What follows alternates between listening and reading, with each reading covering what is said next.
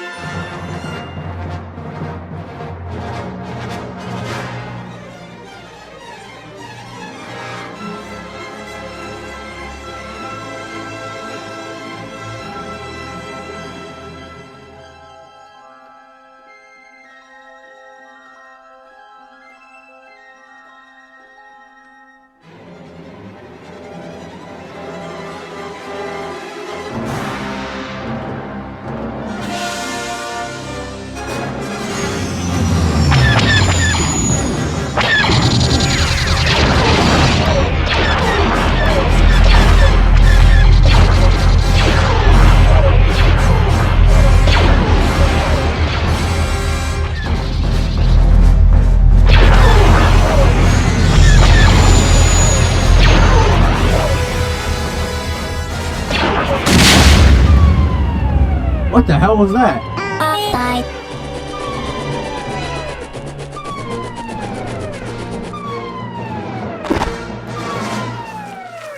Okay guys, seriously, who left this banana peel here? Ah!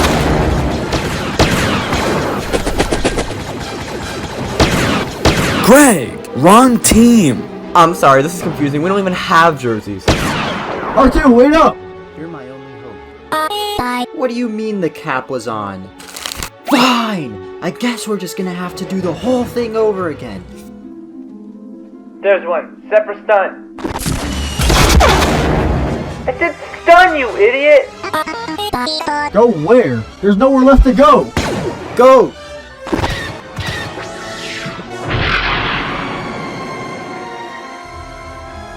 I'm not getting any life readings on that pod. Maybe there's droids in there. Maybe they send the plants down in a droid.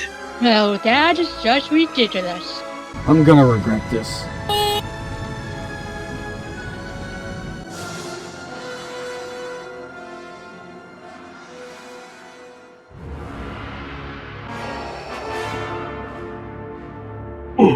Sorry I'm late.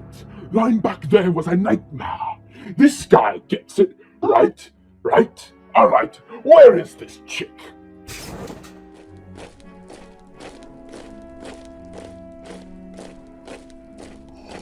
Darth Spoon, only you could be so bold. Ah, princess. Care to tell me what you've done with those plants? Of course. They're under there. No. I'm not falling for that one, your highness. But you know who would? Tarkin. But I'm not Tarkin. Alright, take her away.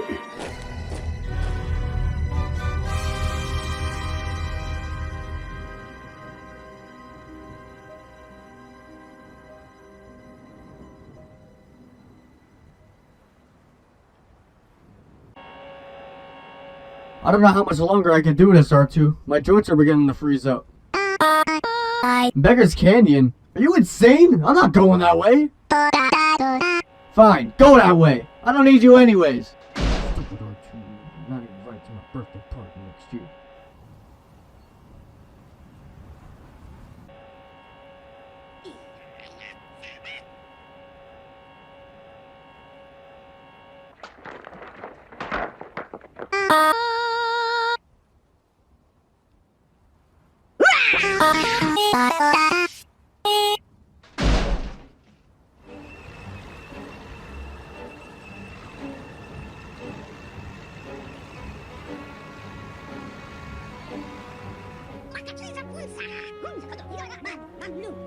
Yeah, I'll take the red one. You, Goldie, you speak Bachi? Well, of course, sir. What about Spanish? See. Alright, we'll take this one. Aiden, get these 2 droids cleaned up before dinner. But I don't wanna! I wanna go to Tashi Station and play with power converters! It's not fair! You can waste time with your friends when your chores are done. Now move it! Alright, come on, let's go. Uncle Owen, the red one doesn't work. Alright, we'll take that blue one. Aiden, come here! What? After you're done cleaning those droids, I need you to milk the blue cows. We're out of blue milk. I'm done with these chores, Aunt Brew. I'm gonna run off and join the academy whether you like it or not. Huh! Power converters.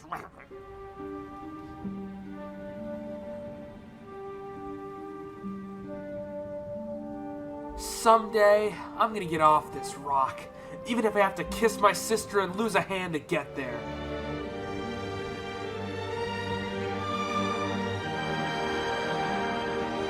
Get inside!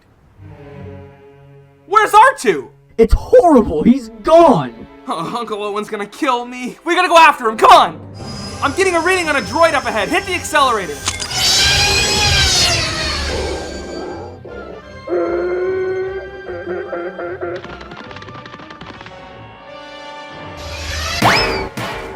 Whoa, sorry, man. You good? He said he's carrying a message for an old Obi-Wan Kenobi, and that several creatures are approaching from the southeast. Oh, I'm so bad with directions. Which way is southeast again?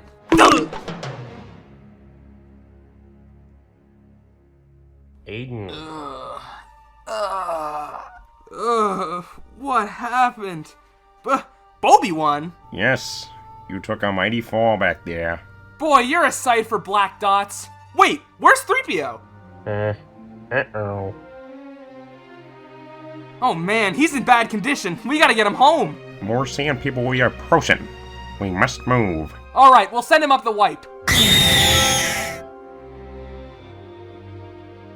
You fought in the Clone Wars? Yes, Aiden. I was a Jedi Knight just like your father. How did my father die? I don't know. But he did want you to have this when you are old enough. Whoa! Whoa! Oh my god, I'm sorry! Oh, my little friend. What is this message you're carrying?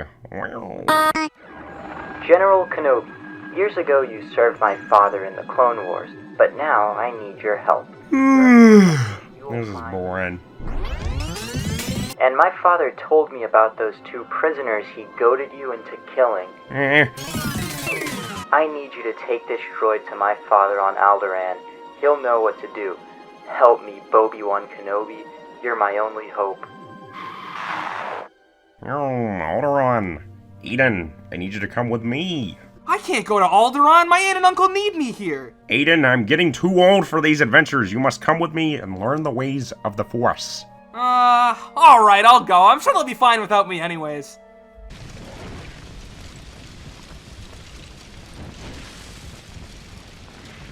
There's like so much milk in there.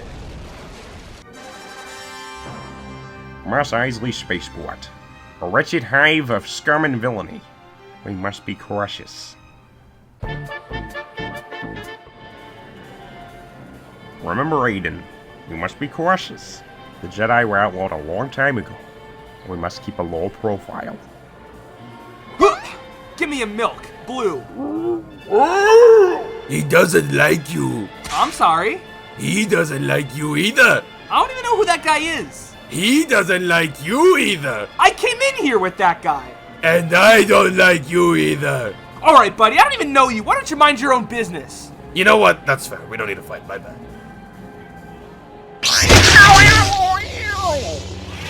What the hell happened to being careful? I had that. Oh. Whoops. No.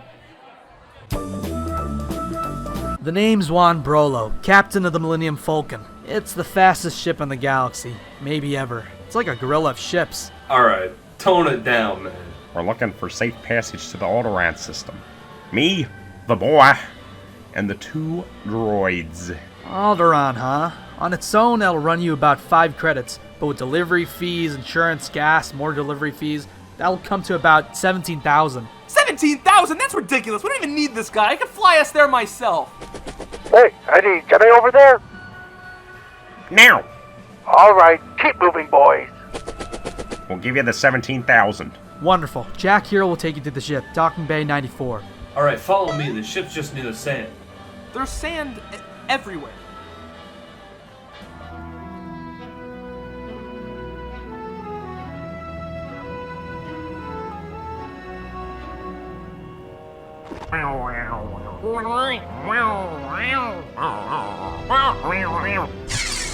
What a piece of junk! Look, kid, she's got it where it counts. She can get you to Alderaan as soon as you get your whiny ass on board. Whatever. Hello, sir. Stop that ship. Blast them. Jack, get us out of here! What the hell do you think I'm doing?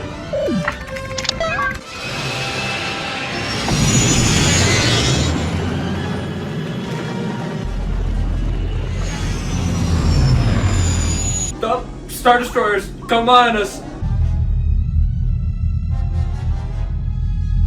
Star Destroyers? What the hell's that little droid carrying? Plans to an armored battle station? Yup. Yes. Aw, come on! They're gaining on us! Relax, kid. We're gonna make the jump to light speed because the ship can actually do that in this one. Anyways, punch it, Jack!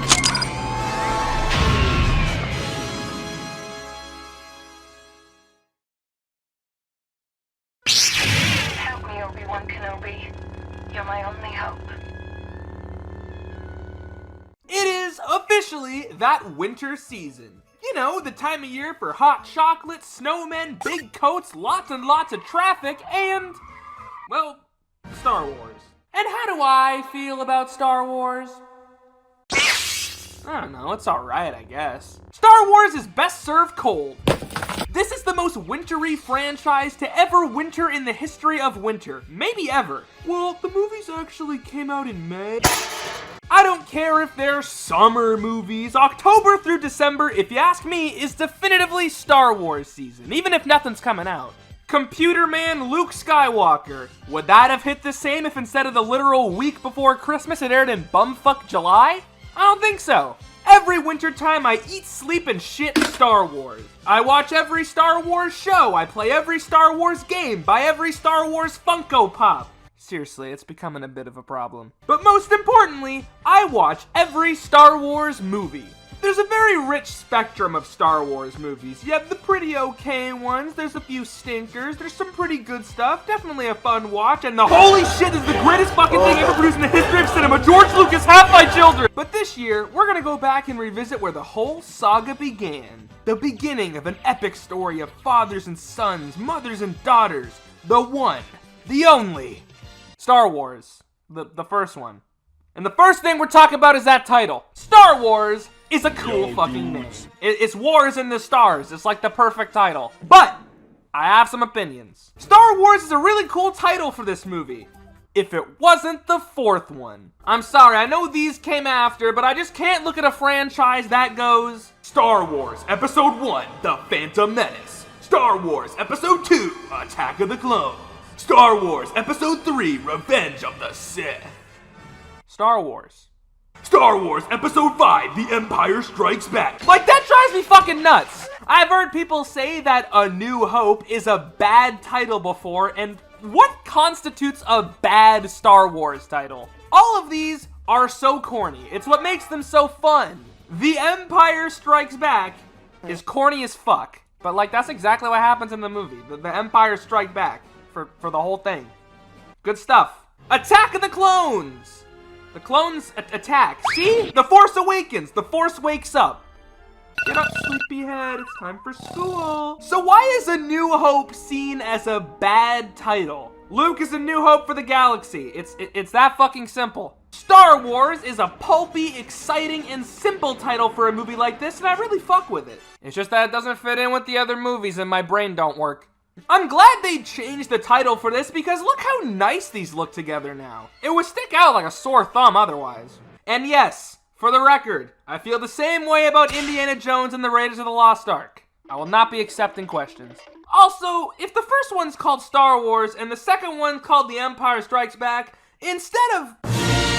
shouldn't they actually have... because that looks like shit. Anyways, now that we've cleared up a very pressing issue, we're gonna go back and revisit where the whole saga began. The beginning of an epic story of fathers and sons, mothers and daughters. The one, the only, Star Wars Episode 4, A New Hope.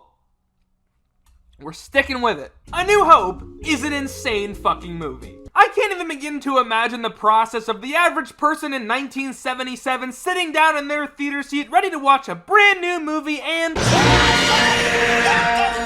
I'm alive! Everybody said it enough, but now it's my turn to say that A New Hope is a very special movie. I mean, it basically reinvented cinema, and for once I can actually say that without being hyperbolic.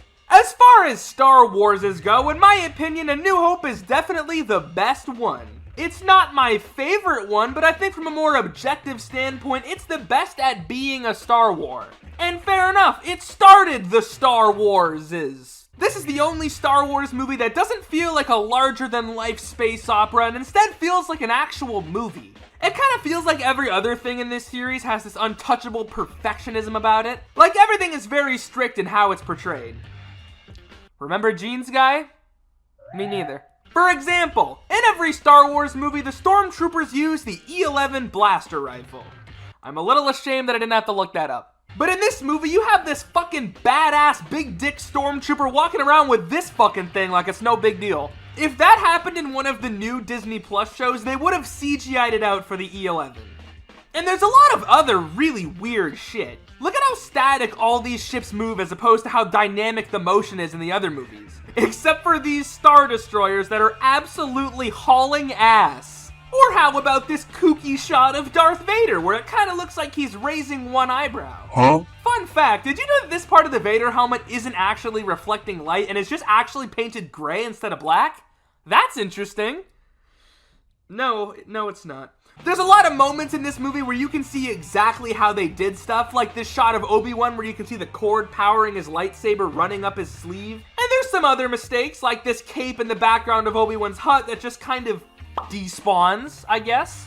And I also love just how grimy and dirty this movie feels. It's honestly the only one of these movies that's actually like this. Like, the sets are kind of disgusting. Like, you look at the Mos Eisley Cantina and it looks like somebody fucking hotboxed it. Maybe it was this normal-looking spaceman. And look at the Millennium Falcon. It looks like shit. And granted, it looks like shit all the time, but in this one, it looks extra shit. This is the Falcon cockpit in Empire Strikes Back. Looks all nice and glowy and futuristic, and this is the Falcon cockpit in A New Hope. Looks like poo-poo. And don't take all this nitpicking as me shitting on the movie or anything. These kinds of things are honestly one of my favorite things about it. I think it's kind of cute that this movie's a little rough around the edges. It makes it a lot more fun to rewatch. You can definitely tell that this movie wasn't made with the untouchable status of being the biggest film franchise in the world, and instead it was just kind of a weird movie that was just fighting for its life trying to get made. Like, look at this really sleek and futuristic concept art of 3PO, where he's a spotless golden android that looks like he walked right out of the year 2079. And then in the actual movie, he looks like shit from a butt. It's really cool, honestly. It sets this movie apart from the other ones. It makes it feel a little more like Star Wars and not as much like Star Wars. The reason I think this is, on paper at least, the best Star Wars movie is because it has all the foundations that a good Star Wars needs. Yeah, it's got a good story, really good characters, great action, and amazing soundtrack. But most importantly, the filmmaking makes you want to bust a fat nut. What is Star Wars if not revolutionary filmmaking? These movies have some of the coolest shit ever done on film and are home to special effects that are some of the best of their time and are honestly holding up better than a lot of movies that were released even this year. Every ship in this movie is a really detailed miniature model. So many of the backgrounds are actually just hyper detailed matte paintings. The creature work is genuinely just insane. And even minute stuff like the lightsabers have so much work being put into them. Have you ever actually thought about how they do lightsaber effects? Most people would probably see the lightsaber and assume the blade is just kind of added in post or just keyframed on. I mean, that's what I thought for a while, to be honest. But you can go read about it. These things actually lit up for fucking real. I don't even really understand how they did it, but these things would have to be plugged in so the blade, which was covered in super reflective tape, would rotate around, which caused it to have a glowy look to it. That's fucking ridiculous! If you look at the original trailers for this movie, you can actually see what they looked like before the colors were added on in post. And it genuinely blows my mind. Like, nobody on this dumb fucking space movie needed to go that hard, but they still did. My favorite bit of trivia for this movie is honestly the fact that the scrolling text at the start of the movie is actually 100% practical. They just typed this all out and filmed it at a cool angle, and it looks fucking amazing. Speaking of amazing, let's talk about George Lucas.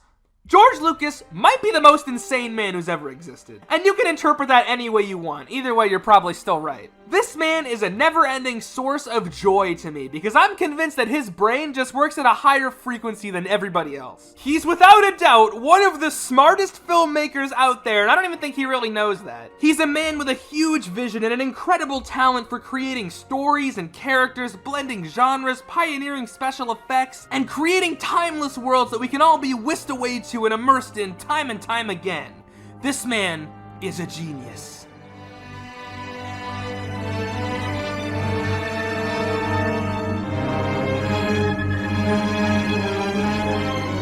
Do you watch a lot of television? Is there anything that you respond to on TV, or is it all kind of... The only thing I watch is Family Guy. George is like if Daffy Duck was a director, and I mean that in the nicest way possible. Every story about this man is essentially just him Mr. Magooing himself into genius creative decisions. I wanted to see Darth Vader's first entrance, even though I didn't work that day. And I said, George, why aren't you cutting away to two characters saying, oh, that's the Dark Lord of the Sith, he's the most powerful evil. He goes, no, well, he's got a white background, he comes on in a black costume, we'll play some scary music, you know. They'll get it. I thought, wow, that's what economical storytelling. Now this story's played for laughs, which is fair because it's fucking funny. But I feel like it's also worth noting how genuinely good of a decision this actually was. What a lot of people don't seem to understand is that less is more, and visual storytelling is just as, if not more important than setting up context and adding unnecessary exposition. Instead of panning to two random characters info dumping, you get to make your own assumptions about Vader, which honestly ends up working in the movie's favor. Knights of Ren. Cool. Huh. It's funny how that works, isn't it? No one's scared of trudging! Now look, George Lucas ain't perfect. He's done his handful of odd shit, casting Carrie Fisher and then telling her to lose 10 pounds and then not let her wear a bra on set and instead taping her chesticles down, taping her maracas down, taping her bazoombas down, taping her coconuts down, taping her bongos down, taping her boobies down. Was a pretty fucking weird thing to do. And up there with objectifying women are the special editions. They're almost as bad. I'm sorry, women. The special editions are almost unanimously agreed upon to be one of the worst things to ever happen to the world. Coming up right behind World War II, 9/11, and that one day my Boba Fett portrait fell off the wall. 99% of people absolutely despise the special editions. But I'm in the 1%, baby! I think it's totally fair to hate the special editions because, to be honest, I'm one of the most anal people in the world about Star Wars. I can tell which movie someone's watching based solely on the Vader suit, and I can tell each movie apart by the sound of the... I'm not joking. For the record, that was The Last Jedi, if anybody was wondering. So I think it's fair to say that if these dropped today, I'd probably go fucking insane. But unfortunately for me, I have... That was Attack of the Clones. I grew up with the special editions, and I think they have a lot going for them. Fixing the Emperor and Empire Strikes Back and giving Cloud City windows, letting us actually see the Wampa. All good stuff. Adding the new song to the ending of Return of the Jedi, letting the Ewoks blink, among other things, in my opinion, genuinely improve these movies. And in a lot of cases, it makes them my definitive way to watch them. But that's Empire and Jedi. I didn't mention A New Hope. Get the fuck out of the way! I can't see! A New Hope Special Edition is fucking Bantha Poodoo. This is the one that got changed the most, and in my opinion, it's the one that needed it the least. I praised The New Hope like crazy for its rough edges, so adding an extended sequence of CGI Mos Eisley with prequel CG doesn't really do it for me. The reason I like the special editions in the other movies are because a good majority of them are pretty minor changes. Like adding a shot of the Slave One chasing the Falcon in Empire was a pretty good change. It doesn't really detract anything, it's just kinda cool. And granted, a lot of these A New Hope changes are like that too. Adding hundreds of stormtroopers to ambush Han on the Death Star is fucking hilarious. The shot of the Falcon leaving Tatooine is really nice. The stormtrooper hitting his head on the door making a clunk noise is great. Those new sand crawler shots are gorgeous. And honestly, the Han and Greedo scene getting changed really doesn't bother me. Honestly, I think it's hilarious. I hope they keep changing it forever. But unfortunately, it doesn't stop there. There's a whole ass list of patch notes for this movie that I could sit here and mansplain to you. But the worst of all of them is the fact that they just straight up added new full scenes into the movie. Like, the runtime is significantly longer than the original theatrical version. That shouldn't be okay, I don't think. But hey, it's not all bad. The big scene is kind of nice. It's short and it's sweet and it adds some more stakes to the Battle of Yavin. And holy fuck, the Jabba the Hutt scene pisses me off so much. It's very rare that I watch the original trilogy and actually get mad. But oh my god, this has quite possibly got to be the most gratuitous fan service these Star Wars movies have to offer. Fucking Super Saiyan Darth Vader at the end of Rogue One isn't as in your face as this. For one thing, Jabba the Hutt looks like shit. Why is he in this movie? He doesn't need to be here. Don't put CGI Jabba in the original trilogy, it's insulting. Look how good he looks in Jedi. The fuck is this shit? Number 2, Boba Fett needs to fuck off. Boba Fett is not some important mustache-twirling villain. He was cool in The Empire Strikes Back, let's keep it that way. And the entire movie stops so he can look into the camera so the audience can clap. Number 3, this scene is too fucking long. By this point, the Empire is after our heroes. They need to move quickly. Why are we dicking around with the fucking fan service festival? We've got things to do. Number 4, Greedo just died. Why is he here? Twice? Number 5, Jabba the Hutt was a normal man in the original version of this scene, and it's very obvious. Jabba, you're a wonderful human being. Not obvious enough? How about when Han cyberpunks himself over Jabba's tail? It's a very odd decision. And number 6, the scene doesn't make any goddamn sense. In the original edit, this scene was cut because it's too redundant due to the fact that it repeats the same pieces of exposition as the Greedo scene. So it makes sense to cut it. But then you add it back and keep the Greedo scene, so you have 2 scenes of the same fucking conversation. What the fuck? Why? We already fucking know this! And not to mention the whole mystery of who Jabba the Hutt is and why he's so dangerous is completely ruined for new viewers. And the entire first third of Return of the Jedi loses so much of its swagger. But oh, don't worry guys, Boba Fett's here. He's gonna do the classic look. There he goes. Wow! Why do we need this scene? Who is this for? Is this for people who were checking their phones during the last scene? Is this for people who don't speak Rhodian and only speak Huttese? I don't get it. Why is this here? Why does 1997 Jabba look like shit? Not shit in a bad way, but shit that he looks like poop, feces, stool. Whose idea was this? Why is this movie? Okay. I need to lie down for a few minutes. I'll be back, and we'll have less Jabba. I promise. I don't think I can take anymore.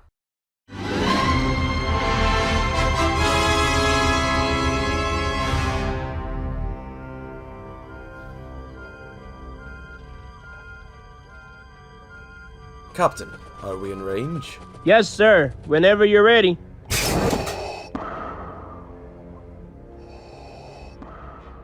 Ah, Governor Tarkin. It's Grand Moff now. Princess, I'll ask you this one time. Where is the rebel base? Under there. Under where? Oh, I'm sorry you fell for that so quickly. Fine, Princess. Be that way. We'll just test this battle station's full potential on your home planet of Alderaan. No, you can't. Then I'll ask one final time. Where is the rebel base?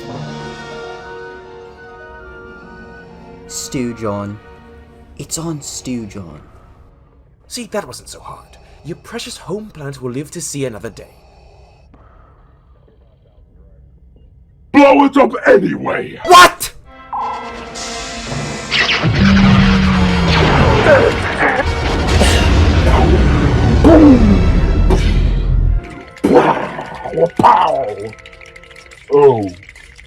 Oh, I'm sorry.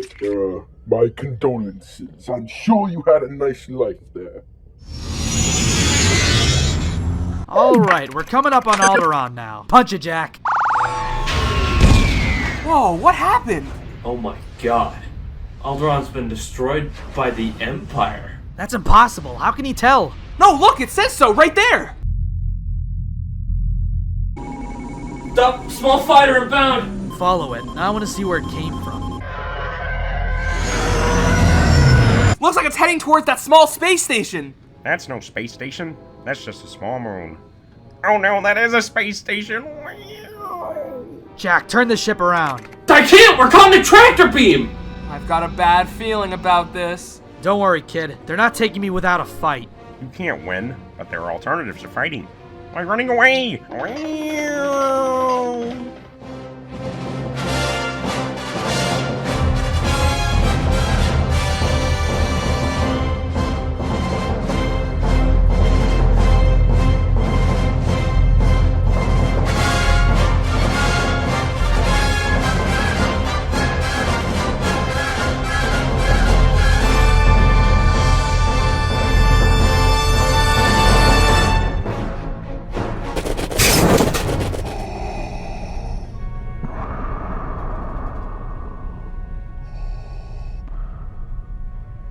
Lord Spoon, there's no one aboard.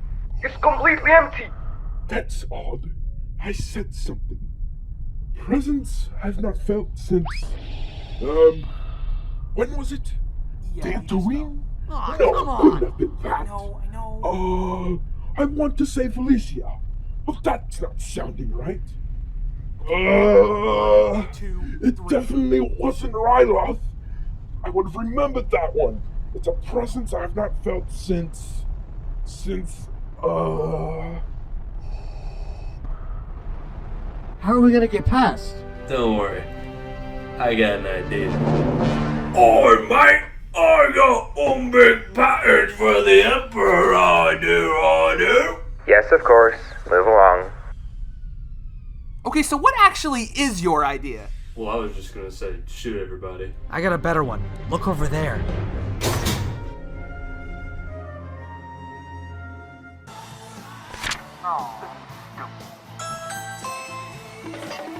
Who is it?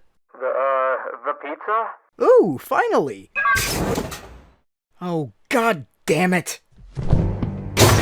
Wow, this is just great. I'm so glad you roped us into this mess. Well, then why don't you go back to your ship and just leave? Even if I could, kid, that tractor beam's not getting us anywhere. Leave that to me. I want to go with you. Yay! Aiden, the princess is here. I can feel it. You must rescue her. May the force be with you. Save the princess? Not a chance, kid. And there's nothing you can say to change my mind, so don't even bother. She's got money. Alright, kid, you successfully changed my mind. You got a plan?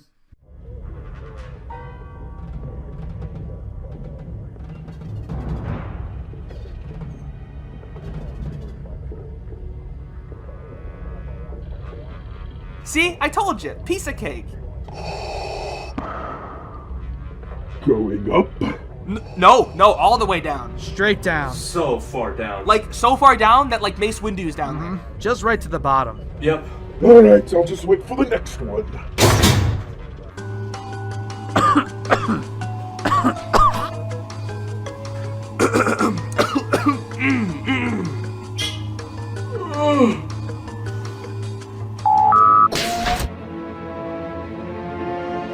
evening, gentlemen. He's not a stormtrooper at all. Get him!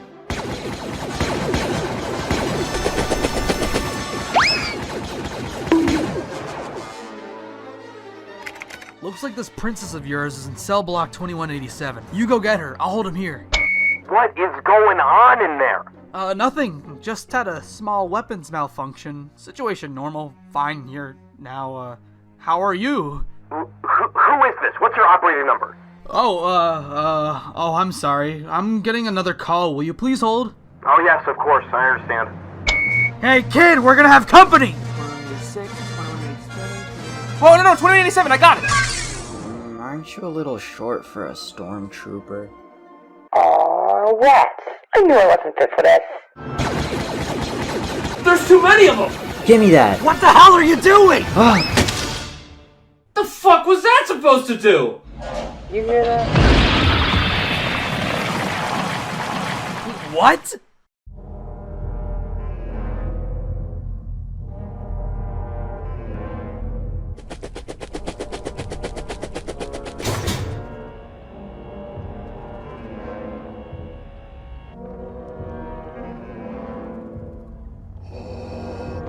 My lord, is everything alright? Yes! I'm waiting for Obi-Wan! It's gonna be sick! Get out of here! There she is. But the ship's swarming with guards. How are we even supposed to get near it? 3PO, do you copy? Are you safe? Yes, sir. We're in the main hangar, looking at the ship now. Well, let's hope that old man got that tractor beam out of commission. Come on. So now they're trying to tell us that Tatooine is actually getting colder.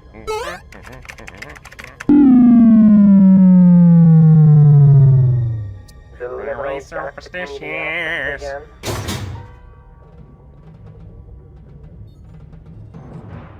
I sense a great disturbance in the Force. I've been waiting for you, Obi-Wan. We meet again at last. I offer you a drink, but honestly, I'd rather kill you. You know, it's been a while since you've last been here. I finally got that promotion. That's right, I'm finally a master. Only a master of evil death. You want to take a break? Yep. Is the ship alright? Seems to be in one piece. That's if we can even get to it. I know we're supposed to be guarding the ship, but I really want to go watch the fight. I got 10 credits on the old guy! Alright, now's our chance. Let's go! Obi-Wan?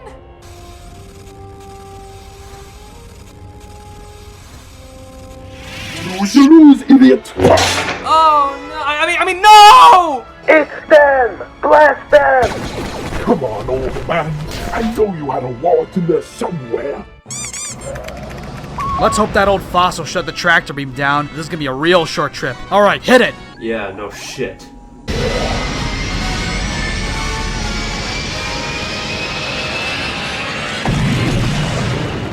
Oh, there they go. And all I got is the sweet new lightsaber.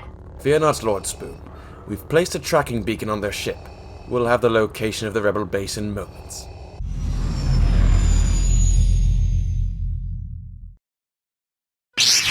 Help me, Obi-Wan Kenobi. You're my only hope. Alright, I'm up. Let's get back to business, shall we?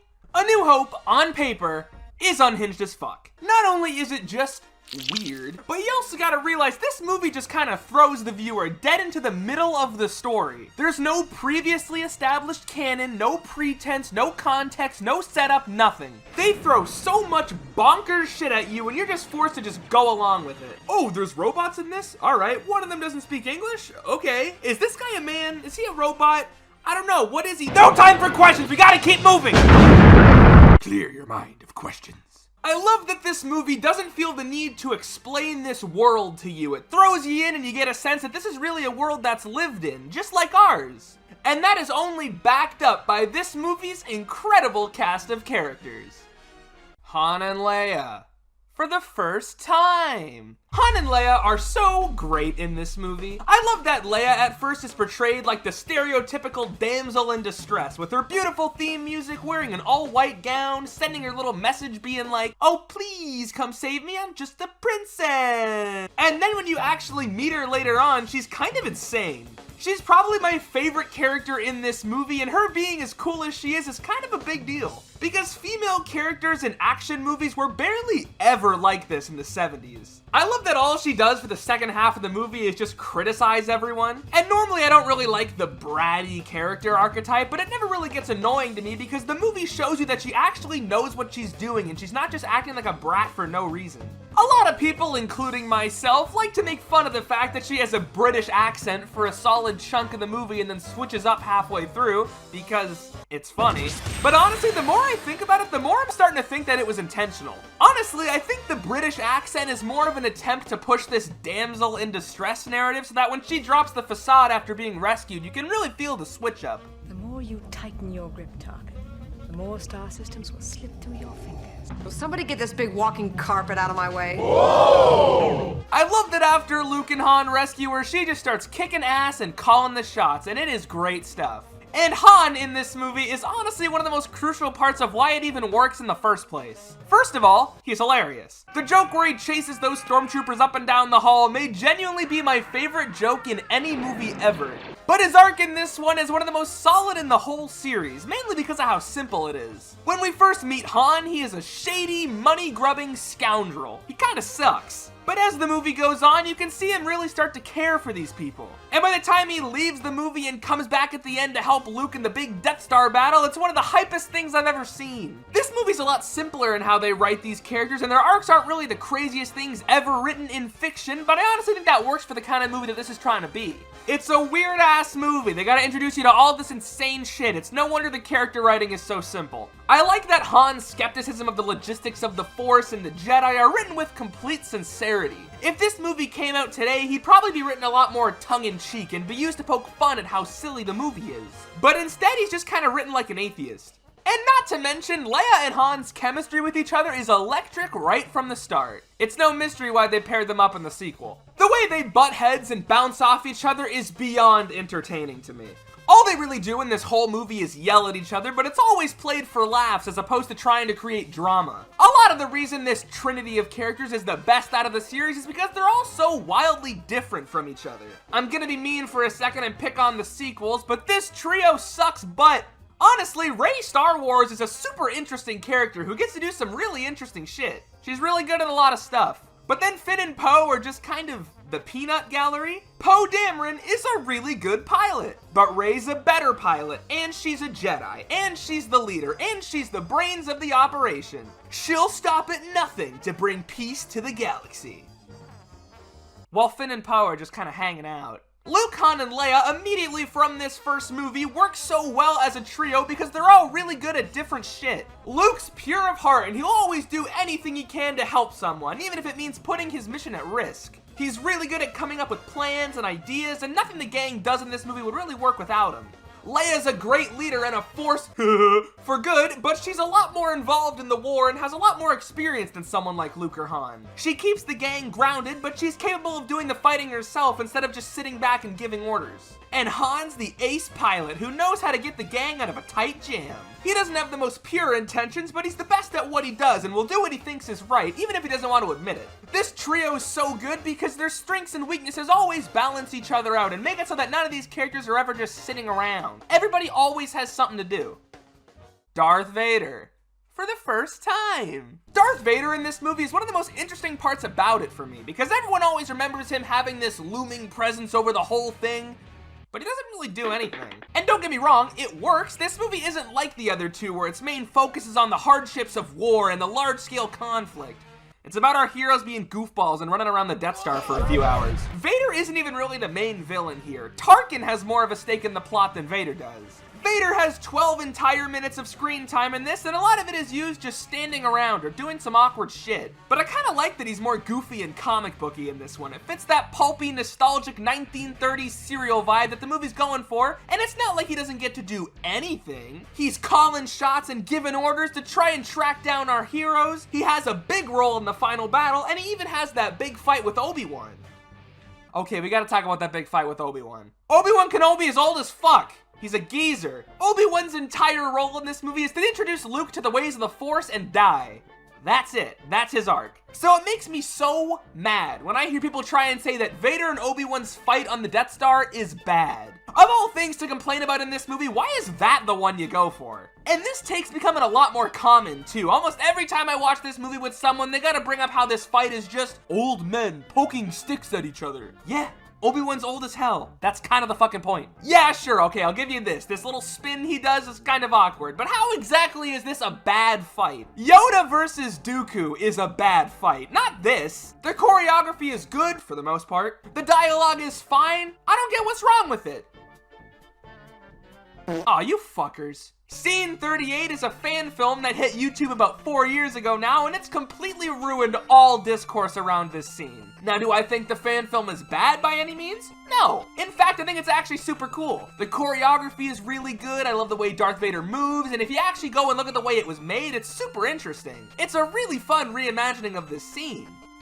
And it's just that, a reimagining. I can't even begin to tell you how many fucking times I've seen some internet goober say that this fight is better than the original, because it's epic. I've even seen a few brave souls say that Disney should replace the original scene with this. Hello, Reddit. I mean, I can't say I'm surprised that Star Wars fans of all people would be like, this is better because Darth Vader's on fire and there's explosions and Obi-Wan gets thrown into a wall and Darth Vader uses the Force and I clap. It reminds me of this art of Obi-Wan lifting hundreds of blasters to shoot at all the stormtroopers. This is fucking ridiculous. You guys like this? I like the original fight because it fits the movie and keeps the pace consistent. I think a lot of people who hate this fight are just mad that it doesn't give them closure from Anakin and Obi-Wan's fight in Revenge of the Sith. I can't even believe that it needs to be said, but this movie from 1977 having a battle that isn't in line with the prequel movies is not a flaw with the movie. That's just not how film criticism works. I'm sorry. Luke Skywalker. For the first time. I love Luke Skywalker so fucking much, man. Luke Skywalker is my favorite Star Wars character, honestly by a lot. There's so much to love about him. He's cool, he's funny, he's a fucking badass, and essentially the perfect Jedi, and the embodiment of what that religion was meant for. But not in this movie. Vanilla Luke is a whiny brat, and I love it. Everybody's gotta start somewhere, and Luke starts out impatient and kind of useless, honestly. He doesn't really know anything, and instead would prefer to play with his toys. I like that he doesn't even get introduced until 17 minutes into the movie. It's kind of a baller move to introduce your protagonist that late, but it works and I respect it. There are a lot of deleted scenes of Luke just kind of jacking off in the desert with his friends, and they are some of the most awkward scenes I think I've ever seen.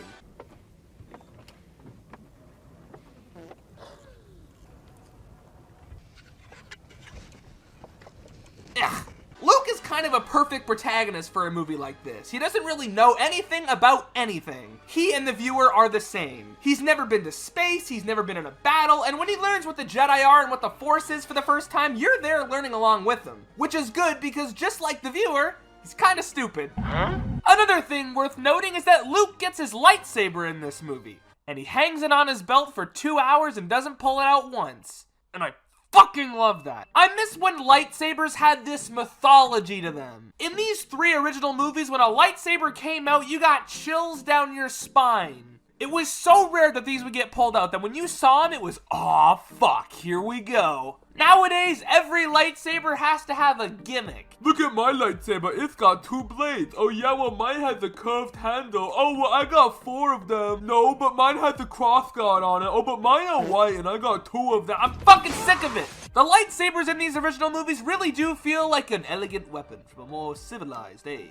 They feel like they have more weight to them. They feel like they're less of a flashy device and more of an actual weapon. I don't know, I feel like new Star Wars kind of makes lightsabers and the Force feel more like superpowers than actual mythology. Like in this movie, you can look back at the scene in Obi-Wan's hut where Obi-Wan explains the Force, and it is the most interesting shit ever. It is explained to us as purely spiritual. And I don't know, I kind of find that a little more interesting than, oh look, I can fucking teleport shit across the galaxy. It's stupid, I don't like it. Luke's character in this movie isn't the most complicated or the most unique. He isn't the Luke we all know from the other movies, but I think it's important to show the beginnings of a character like this. We need to see his actual potential before being able to get behind things, like him being set up as the only hope for the galaxy. Because this first movie was originally supposed to be the first act of a much larger movie titled Adventures of Luke Starkiller as taken from the Journal of the Whills, Saga 1, The Star Wars. Wow. Adventures of Luke Starkiller as taken from the Journal of the Whills, Saga 1, The Star Wars would span the story of what would eventually become the whole trilogy. But I think that would actually kill audiences in the 70s. I love this movie because it's a lot more simple than anything else in the series, but sometimes simple is good. Every other Star Wars movie has so many plot lines happening and so many planets and characters, but this movie has one main plot line, only like 2 planets, and all our characters are together. I think the most telling example of this is how the other movies always have like 2 or 3, sometimes even 4 battles happening at once, and this movie only has 1. The Trench Run.